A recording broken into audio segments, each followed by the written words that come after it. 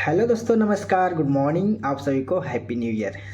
तो दोस्तों, आज हम लोग क्या पढ़ने वाले हैं आपको तो हमारी वीडियो का थंबनेल देखकर समझ में आ ही गया होगा।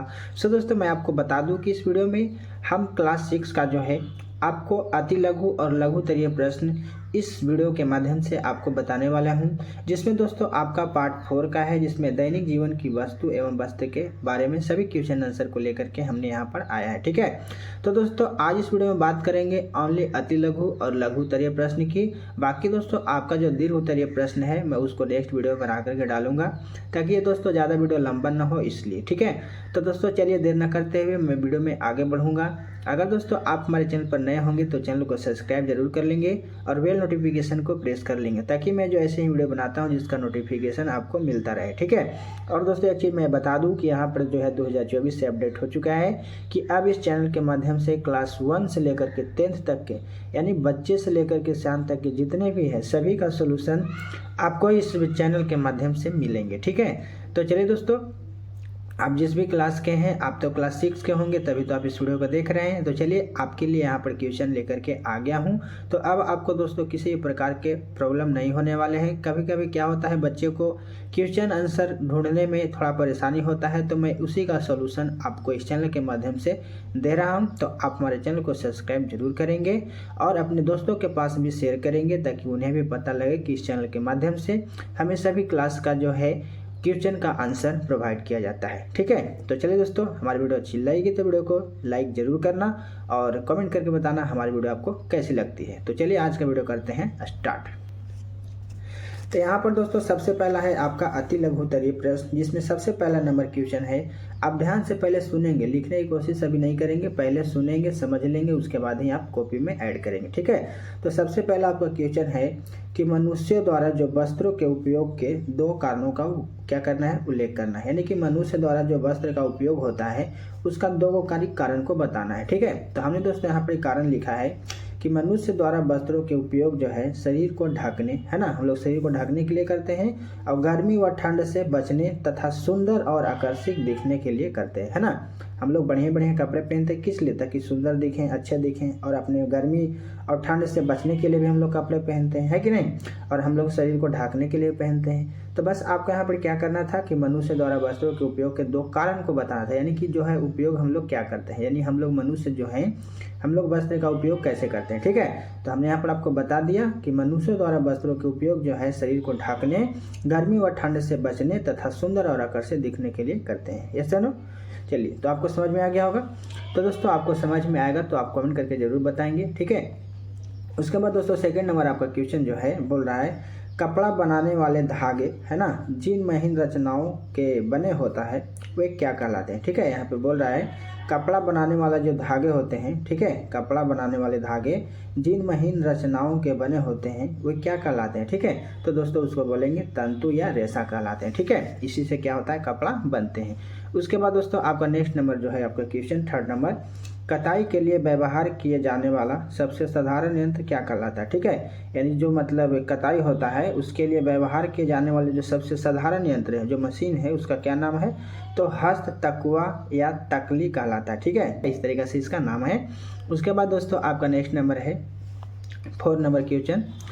4 नंबर क्वेश्चन में बोल रहा है दोस्तों कि कपड़ा तैयार करने के लिए सूतों की बुनाई किस यंत्र से की जाती है। ठीक है, कपड़ा तैयार करने के लिए सूतों की जो बुनाई है किस यंत्र से की जाती है, तो दोस्तों आपको बताना है कि करघा से की जाती है। ठीक है, करघा से क्या किया जाता है, कपड़ा तैयार किया जाता है। ठीक है, कपड़ा तैयार करने के लिए सूतों की बुनाई जो है किस यंत्र से की जाती है, तो करघा से। ठीक है, आपको यहाँ पर इमेज दिख रहा होगा।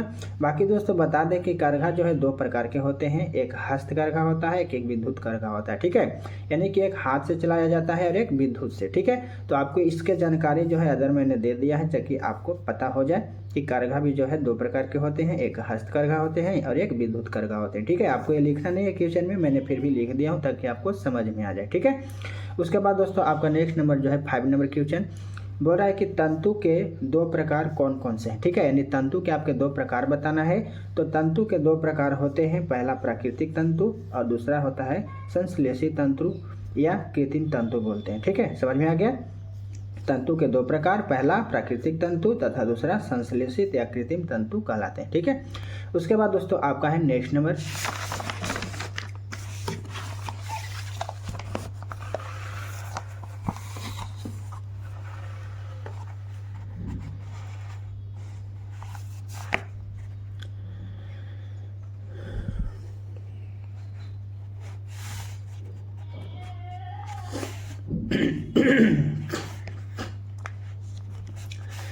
उसके बाद दोस्तों आपका 6 नंबर क्वेश्चन है, प्राकृतिक तंतु के 2 उदाहरण दे। ठीक है, यानी प्राकृतिक जो तंतु है उसका 2 उदाहरण आपको बता देना है। तो दोस्तों आपको यहाँ पर लिख देना है नारियल और अनानास जो है प्राकृतिक तंतु का उदाहरण में होगा। ठीक है, उसके बाद दोस्तों और आपका भी हो सकता है, लेकिन मैंने यहाँ पर नारियल और अनानास 2 ही लिखे हैं। तो प्राकृतिक तंतु के 2 उदाहरण पूछ रहा था तो मैंने यहाँ पर नारियल और अनानास लिख दिए। ठीक है, बाकी दोस्तों आपका नेक्स्ट नंबर क्वेश्चन है 7, जंतु तंतु के 2 उदाहरण देने। जंतु तंतु के 2 उदाहरण देना है, कि जंतु से जो प्राप्त होते हैं ऊन तथा रेशम, है ना। जंतु तंतु से कह रहा है कि 2 उदाहरण दीजिए। तो जंतु तंतु से क्या प्राप्त होते हैं, जंतु तंतु से ऊन तथा रेशम प्राप्त होते हैं। ठीक है, उसके बाद दोस्तों आपका 8वां नंबर क्वेश्चन बोल रहा है कि किन्हीं 2 संश्लेषित या कृत्रिम तंतु के नाम लिखे। ठीक है, यानी कि आपको यहाँ पर लिख देना है संश्लेषित या कृत्रिम तंतु के नाम में नायलॉन, पॉलिस्टर या एक्रिलिक, है ना, या टेरिलिन। ये 4 को मैंने लिख दिया है, इसमें से आप कोई भी 2 को लिख सकते हैं, नहीं तो आप याद करने के लिए आप 4 लिख सकते हैं। ठीक है, यहाँ पर हमसे पूछा जा रहा था किन्हीं 2 संश्लेषित या कृत्रिम तंतु के नाम लिखे, लेकिन मैंने यहाँ पर 4 लिख दिया है। तो आपको इसमें से 2 लिखना हो तो 2 लिख ले, नहीं तो 4 लिख करके याद कर लेंगे। ठीक है, बाकी दोस्तों आपका अगला नंबर आता है लघुत्तरीय प्रश्न का। ठीक है, लघुत्तरीय प्रश्न में सबसे पहला नंबर क्वेश्चन है, प्रारंभ में मानव शरीर ढकने के लिए किन चीज़ों का उपयोग करते थे। ठीक है, यानी कि पहले के समय में बोला जा रहा है कि मानव जो है शरीर को ढकने के लिए किसका उपयोग करता था, है ना। तो चलिए हम लोग जानते हैं, प्रारंभ में मानव जो है अपने शरीर को ढकने के लिए पत्तियों, पेड़ की छाल तथा मृत जंतुओं के चमड़े से अपना तन ढका करते थे, है कि नहीं दोस्तों। आपको पता होगा, तो आपको इस तरीके से क्या करना है, इसका आंसर लिखना है। ठीक है, उसके बाद दोस्तों आपका दूसरा नंबर क्वेश्चन है, कताई किसे कहते हैं, है ना। कताई किसे कहते हैं, तो आपको बताना है रेशा या तंतु से सूत या धागा तैयार करने की विधि जो है कताई कहलाती है। ठीक है, क्या बोल रहा है, रेशा या तंतु से सूत या धागा, है ना, धागा तैयार होता है, वही बोल रहा है धागा तैयार करने की विधि ही कताई कहलाती है। ठीक है, उसके बाद दोस्तों आपका नेक्स्ट नंबर है 3rd number question. 3rd number question में बोल रहा है कि कपास के पौधे से रुई कैसे प्राप्त की जाती है। ठीक है, यानी कि कपास के जो पौधे होते हैं उससे रुई कैसे प्राप्त की जाती है। तो चलिए दोस्तों देखते हैं, खेतों में तैयार कपास गोलक पहले हाथों द्वारा तोड़कर एकत्र किए जाते थे, परंतु मशीन के आविष्कार के बाद खेतों से कपास गोलक जो है एकत्र करने का कार्य मशीन द्वारा किया जाने लगा है। ठीक है, पहले जो है हाथ से किए जाते थे, परंतु आज के डेट में है मशीन के आविष्कार होने के वजह से क्या हुआ कि कपास गोलक के जो एकत्र करने का जो कार्य हुआ वो मशीन द्वारा किया जाने लगा है। ठीक है, उसके बाद दोस्तों मशीन के उपयोग से यह कार्य जो है ज़्यादा आसान हो गया है, और कपास गोलकों को एकत्र करने के बाद उनसे बीजों को अलग किया जाता है, और यह कार्य भी क्या होता है, पहले प्रारंभिक तरीके से अर्थात हाथों द्वारा ही किया जाता था, परंतु अब यह कार्य जो है ओटनी नामक यंत्र द्वारा किया जाता है। ठीक है, यानी कि ओटनी में क्या होता है कि कंघी के दांत की तरह लोहे के